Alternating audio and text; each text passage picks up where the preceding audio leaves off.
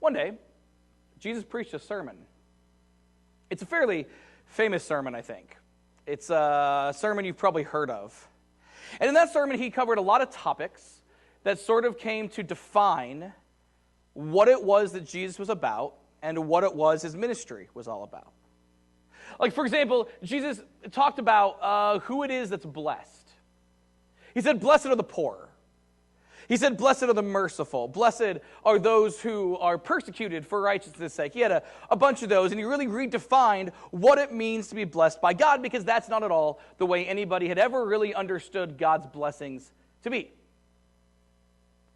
And elsewhere in the sermon, Jesus talks about how it is we should act when it comes to religion. Like, he talks about the religious people of the world he lived in, and he talked about how they were really, really committed to law. They were committed to following rules. They were committed to going to the letter of everything and making sure that every technicality was met. And Jesus said, in this sermon, he said, you need to be better than that. As someone who follows me, you need to be somebody who is committed not to following the letter of the law, not somebody who is worried about every technicality, but you need to be somebody who is committed to loving other people no matter what. In every circumstance, no matter what's happening, whether you like them or not, that's what real righteousness is love. And elsewhere in the sermon, Jesus talked about judgment, and he talked about judgment in a couple ways. He said we shouldn't judge others because we have no right. But then he also said that others are going to judge you, and you need to not worry about it.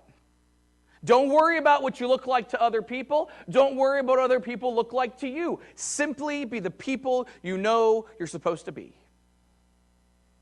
It's a good sermon. It's significantly better than anything I've ever preached. It's sort of the heart and soul of everything that is Christianity.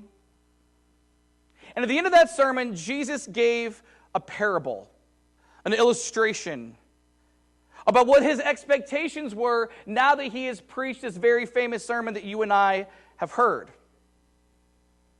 This is what we read in Matthew chapter 7.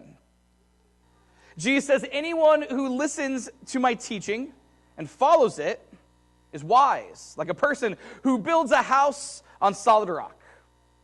Though the rain comes in torrents and the floodwaters rise and the winds beat against that house, it will not collapse because it is built on bedrock. But anyone who hears my teaching and doesn't obey it is foolish, like a person who builds a house on sand. When the rain and floods come and the winds beat against the house, it will collapse with a mighty crash. Now, far be it for me to question Jesus' illustration. Far be it for me to question his parable. Jesus is way better at this whole preaching thing than I am. But I think that illustration actually sort of limits his audience, right? Because I've never built a house. I've never sat down and considered what sort of rock to build a home on. And probably most people have not actually ever built a house. So I think, especially at Christmas time, maybe we can change the parable a little bit, get the same point across, and maybe we'll understand just a little bit more. So, I think if Jesus was to preach this at Christmas time to more people than just house builders, I think Jesus might say it like this. I think Jesus might say that anyone who hears my teaching and obeys it is wise. Like a person who is careful to put the nativity scene in the house with children up high. Year after year, they can look but not touch. And you will always have the nativity scene where it should be. But, anyone who listens to my teaching and does not obey it is foolish, like someone who puts the nativity scene on the coffee table around children. In 1 year, baby Jesus will have to be replaced by a Lego piece. Joseph, he'll be Obi-Wan Kenobi from episode 2 of Star Wars. Sort of looks Josephy, beard and everything, because you let the children play with it. See, we can get that. We all understand that. Or maybe we could say it like this. Jesus might say, anyone who hears my teaching and obeys it is wise. Like someone who gets a fake tree instead of a real one. Because don't you know that this week, somebody brought in a real tree in their house in America, and there was an owl in it. An owl. Those things are hunters, guys. You're bringing predators into the home. They can see at night. They spit out these weird pelt things. Sometimes they attack humans. In 2013, a man had severe injuries because he was attacked by an owl. I mean, that was Scotland, but it feels like owls are the same, right? All over the world. But, anyone who listens to my teaching and does not obey it is foolish, like someone who brings in a real tree anyway, knowing that owls could be afoot. And so then they have to balance it for the whole Christmas season. And that tree is not going to be level on one side and the other. It's always going to fall. Usually at about 2 a.m, so you think someone's broken in. Again and again and again, this tree falls. Also, there's an owl.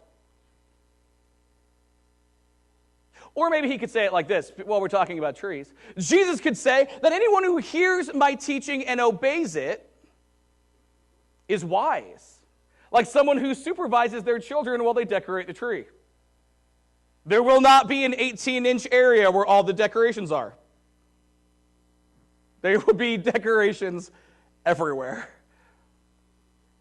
But anyone who hears my teaching and does not obey it is foolish, like the person who lets their kid do whatever, and then you walk in and all the decorations are on the back side of the tree and not the front, facing the wall. You see, we can say this anyway,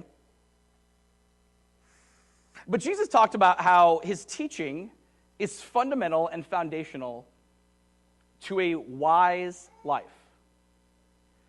That his teaching is at the core, it's at the center of what it means to live a life of wisdom, of doing the right thing over the wrong thing. But it's interesting how this is worded. Like if I were a cynical person, I may point out the fact that Jesus is a little bit harsh with his talking about people who don't follow his teaching. Like it's not often that Jesus sits around and says, if you don't do what I say, you're a fool.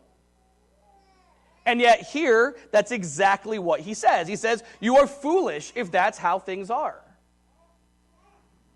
But there's another side of the coin which is significantly less cynical. And I'm not sure we think about it very often, because I'm not sure that we in the church have been given permission to think of it like this. But in this passage, Jesus says that if you listen to his teaching and you obey it, that you are wise. And what that means is very, very simple. Jesus is saying that you and I and everyone else is fully capable of listening to Jesus' teaching and following it. I just want to let that sit for a minute, because I'm not sure that we talk about it in those terms very often. I'm just not sure that as Christians who very often have some of the theology that we have, that we understand it on those terms. But Jesus says quite clearly here that we are capable, we are able to listen to what he says and do it.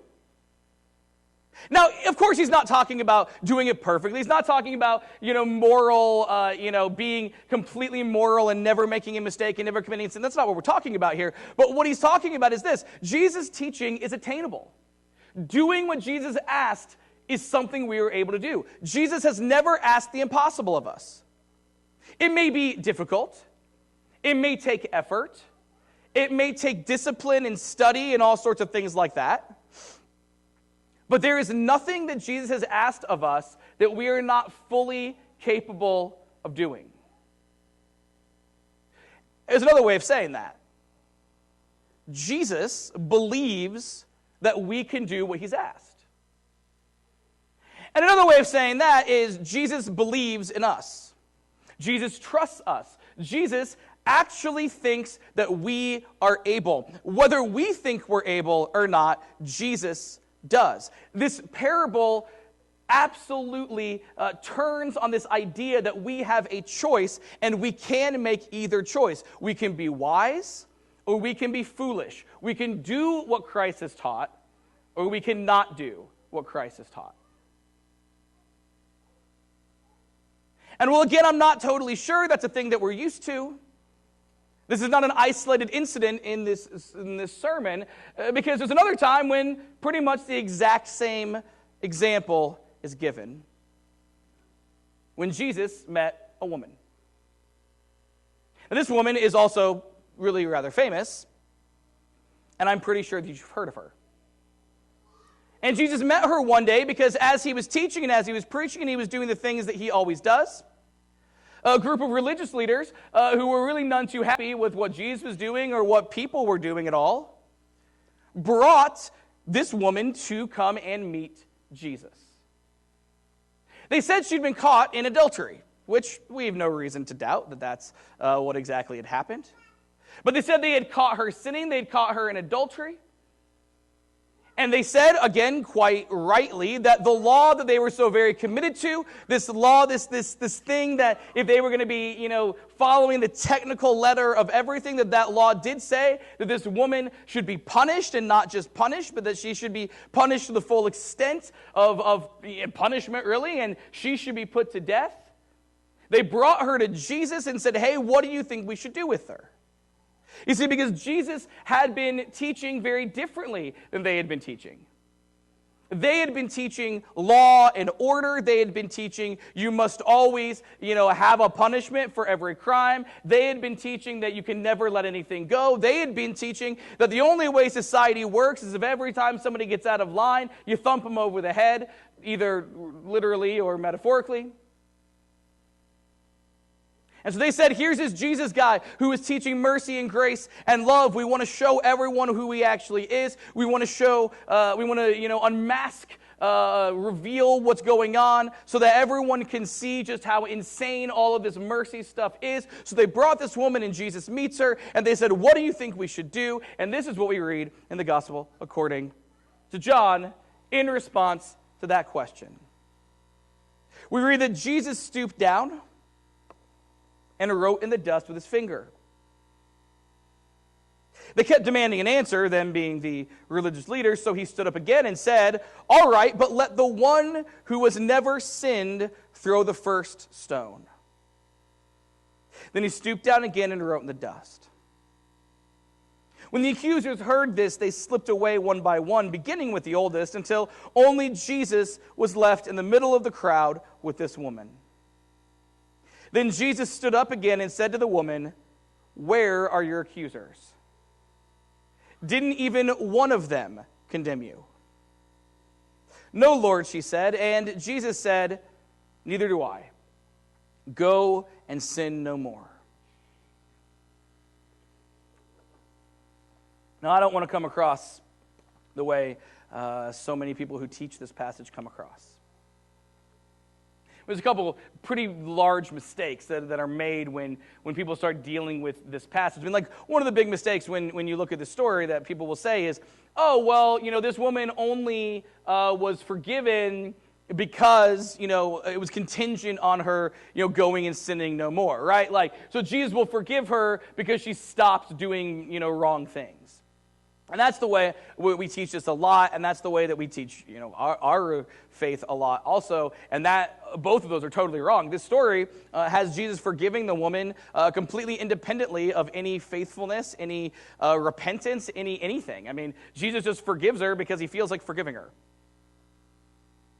Go and sin no more is entirely a separate thing. So I don't want, as we focus on that sentence here in a minute, to get us to have this idea that, like, that's the whole point, that this woman she stopped sinning and therefore Jesus forgave her. I don't want that.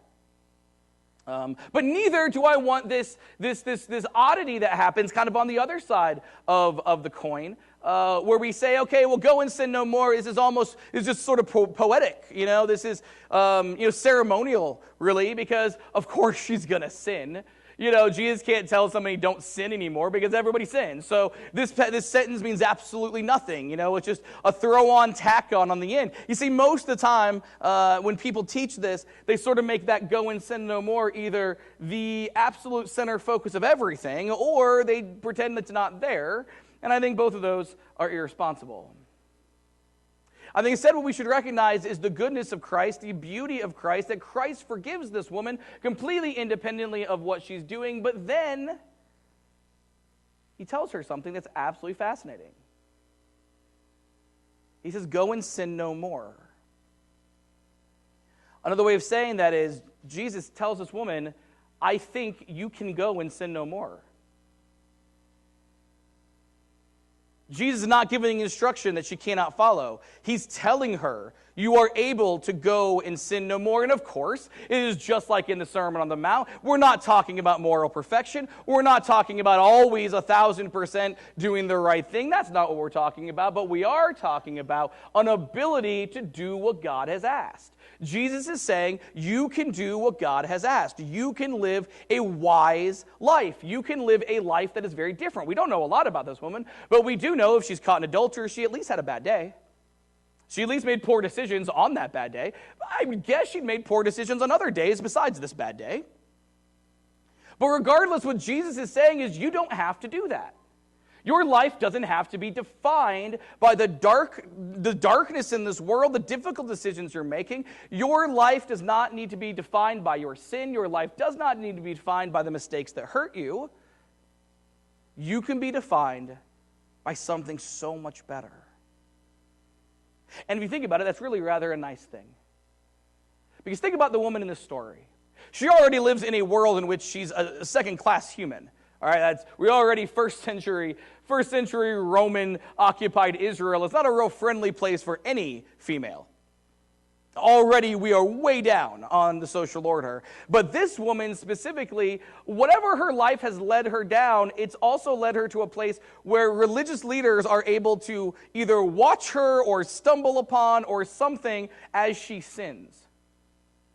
Like, she is not in a place in which people respect her, care for her, love her, want her around. Her value is essentially nothing in the world that she lives in. Why should she have confidence that she can be anything other than the adulteress that they all define her as? Why would she ever think that she could be better than that? But the truth of the matter is Jesus absolutely, 100%, was completely convicted that she could be. When Jesus said, go and sin no more, he was giving her confidence that she was able to go and sin no more. She could be better. She didn't have to be defined by those things anymore. She was capable on her own of doing what God wanted.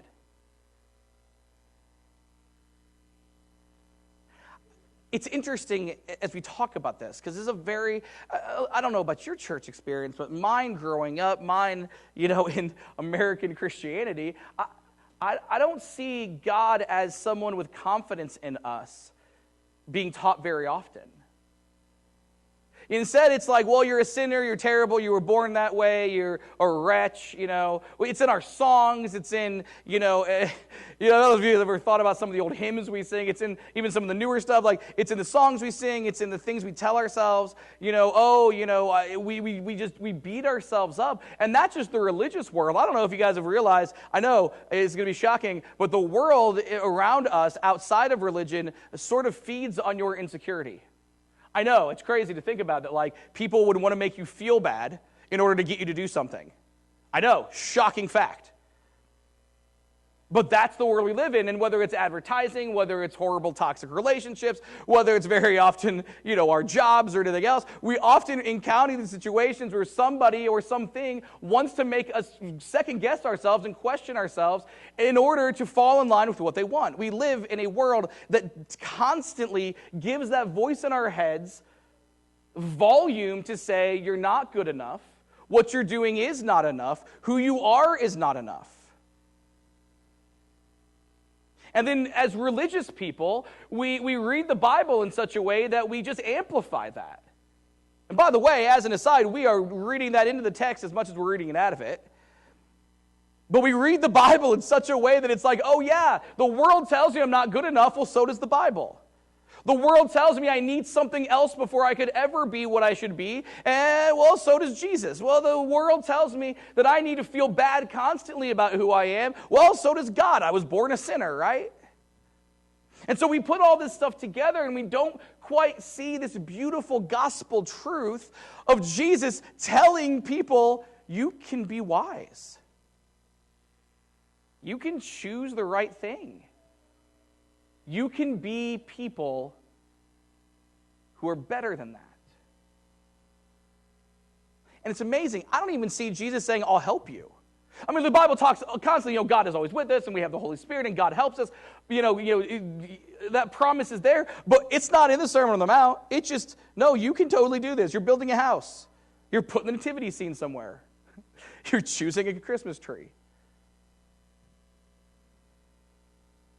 Jesus assumes we can do it. And here's this woman, he says, go and sin no more. He believes this woman has the ability to do things the religious leaders never considered. Jesus believed in these people. And because of that, I think Jesus believes in us. And I say that because it's not just these parts of the story, but it's actually the very beginning of the story. Because one day an angel spoke to a young girl. She's fairly famous. I'm pretty sure you've heard of her. And this angel shows up and she says to Mary a few things. He says, "Hey, you're greatly favored by God, and you're gonna have a child, and it's gonna be that child's gonna be on the throne of David, and it's gonna be this incredible, wonderful thing where he is the King of all, and the ruler of all, and the Messiah, and the Christ, and all these beautiful words that all just mean the one who matters." And this son will be the one who matters, and he will show love and grace and mercy to everyone, and it's going to be great. And Mary is sitting here talking to the angel, and she says, cool, that sounds really good, except I have a question. And here's what we read. The question is in Luke chapter 1. Mary asked the angel, "But how can this happen? I'm a virgin." Now, I'm not doubting that Mary had never had sex. Please don't hear that in what I'm about to say. I'm not doubting that. Mary had not had sex, okay? But I think as we look at this question, and I think as we look at who Mary is, I think sometimes we take that so literally that we miss the bigger picture.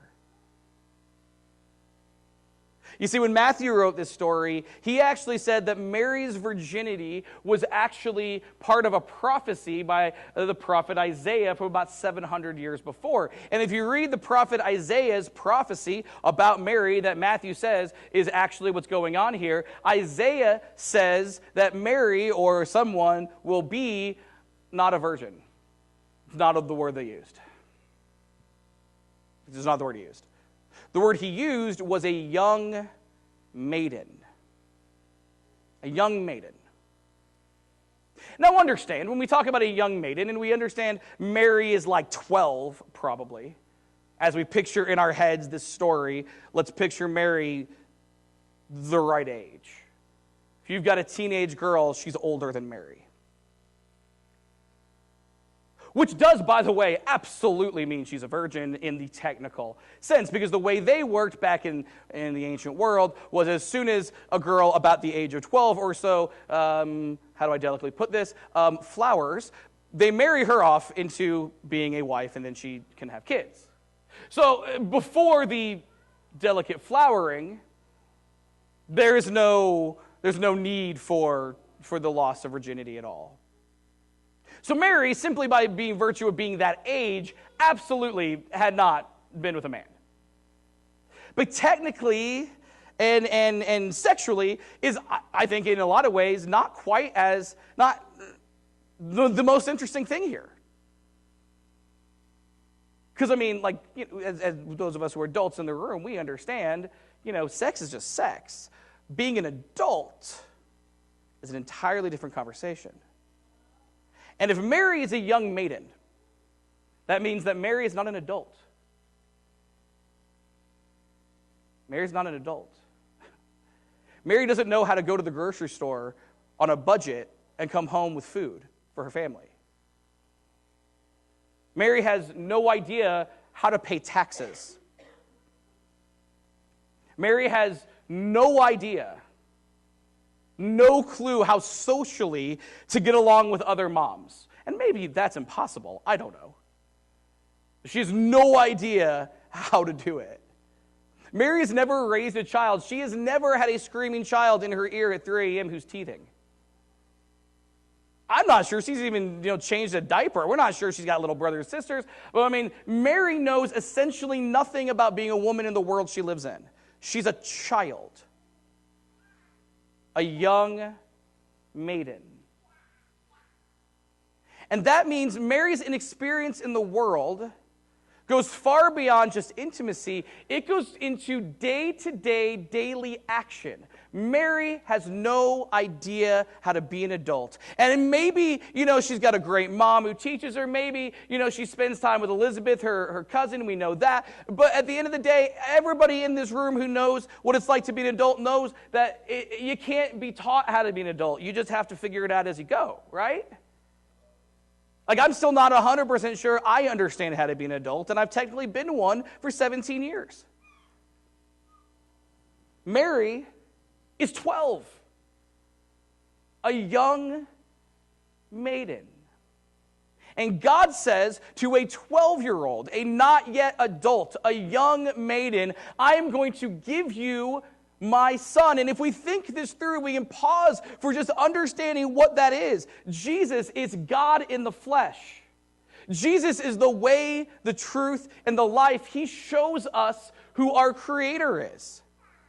Jesus is the one who is the King of Kings and Lord of Lords and Prince of Peace and all these different titles, which just mean that Jesus is the absolute most important being that has ever existed. Jesus is the hope of humanity, is the salvation of humanity. Without Jesus, there is nothing, and God takes Jesus, puts him in the most vulnerable state as an infant, squirmy and wriggly and crying, and says, here, young maiden, 12 years old, virgin, doesn't even know how to buy groceries, take care of him.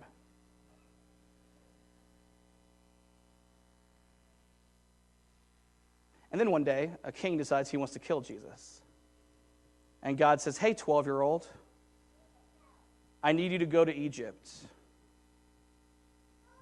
You don't know how to be an adult anywhere, so I guess you don't really know the difference. Just go ahead, pick up Jesus, become refugees, go to a hostile country that doesn't want you there, and survive, hang out. I'll let you know when you can come back. I'm not trying to question God, but this seems like a bad plan. It sure seems like God could have gotten a grizzled veteran, one of those moms who's just the mom of the whole neighborhood. We all know which moms we're talking about. The mom is just, we've raised 5 kids, but then we have 40 because all the kids forever come. We've always got cookies. The house is always fine. Everything's great. And you think are you even human? We know those moms, right? God totally should have gotten one of those moms. And yet God got a 12-year-old. And I think the reason is because God was telling Mary, hey, you have this question. How can this be? How can I do this? I'm a virgin. And God says, yeah, I believe in you. I totally know you can do this. I trust that you can handle this. And you know what's amazing? She did. Look how Jesus turned out. I don't want to be glib about this. Okay, I really don't, but Jesus is fully human. Look how well Jesus turned out. Mary was a heck of a mom. And she started when she was 12. Not even an adult, questioning yourself, having no idea what's happening, and God says, I believe in you. I trust you. You can do this. And then she did, and that's the gospel. I mean, that's the gospel, right? Is that God looks at us and says, yeah, you've sinned, and yeah, you're wrong, and yeah, you've done all these things. We have this giant laundry list of reasons not to love you, but I love you anyway. I believe in you anyway. And in the end, it's going to be amazing to watch how when you follow me, when you build your life on wisdom, what you can do. I mean, everything Jesus does down the road. I mean, think of Jesus' moral compass. Think of Jesus' commitment to his faith. Think about Jesus. I mean, all the stuff that's totally aside from him being God's son. There's so much about Jesus that's amazing regardless. And Mary raised him. And she started as a young maiden. And this morning, as we finish our series on Christmas, because Christmas is in 2 days, so next week we won't be talking about Christmas because Christmas will be past. But as we finish this series on Christmas, we've been talking about this negative, this really uncomfortable story where Herod is he kills those sons and he's trying to kill Jesus and all this stuff. And we've learned all these lessons. We talked about how God enters into the ugly parts of the world and not just the pretty ones, and how Christ is the king. He's the one true king in a world where everybody's saying I'm in charge. Jesus is the king, and how Christ loves everybody, including Egypt. I think we have to understand that one of the greatest lessons we can learn from Mary is that God believes in us. Because see, it's not just Mary, it's the people he preached to the Sermon on the Mount, it's the woman caught in adultery. Jesus believes in us. God believes in us.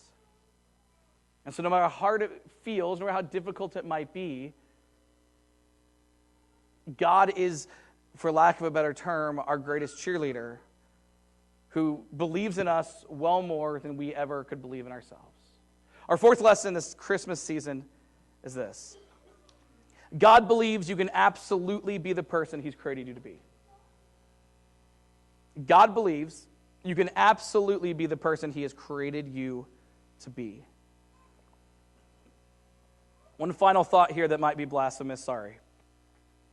I've wondered a lot why Mary. I mean, again, I'm not trying to question God's plans, but why not get, the mom that, is already good at this? Why not? And even if, we don't do that, why Mary specifically? And as I was looking at this week, and as I was thinking about it and praying about it and considering this whole thing, I wonder if it just didn't matter. No offense, Mary's great, but I wonder if the fact is this: God believes in all of us. God equips all of us. God knows we all can do the things that he's created us to be, and whether it was Mary or anyone else, it was always going to be fine. And I think that's a really comforting thought because, I'm not Mary. But God has created me for something, and he believes I can do it, and you're not Mary. But God has created you for things, and you can do it. I mean, what if it just never mattered? Because it wasn't Mary specifically that God believed in. It was humanity that God believed in. And so he became one of us. And so he saved us. And so he leads us and says, follow me, obey me, trust in me, and when you do, your life is built on wisdom. And your life is real, true life. So when the musicians are going to come forward, they're going to sing a song. I mean, I'm one of those, so me too. But we offer an invitation. This invitation each and every week to take God up on this offer, to see ourselves the way God sees us and say, I want things God's way. God believes in me. I want to also. The Bible teaches that when we understand that, when we can internalize that we are to repent and be baptized, it sounds like two things. It is just one. When we repent, we turn our backs on who we used to be. We say, I want things God's way, not ours. I want to build my life on wisdom. And in baptism, it is a picture of that. It is our old selves being put to death. It is our new selves being born again. It is a life united with, in connection with God, following him, building our house on the rock. If you've never made that decision, we got a nice warm baptistry, all sorts of people can do it. Let's talk. We're already an immersed believer in Christ. You're looking for a perfect church home. This place is not it, but we do serve a perfect God. We want to connect, we want to call, we want to cultivate, we want to meet new people, we want to share the gospel, we want to grow up while we do it, and we want to recognize the goodness and love of God, our Creator who believes in us and knows, like Mary, that no matter how difficult life is, that we can make it. As we stand,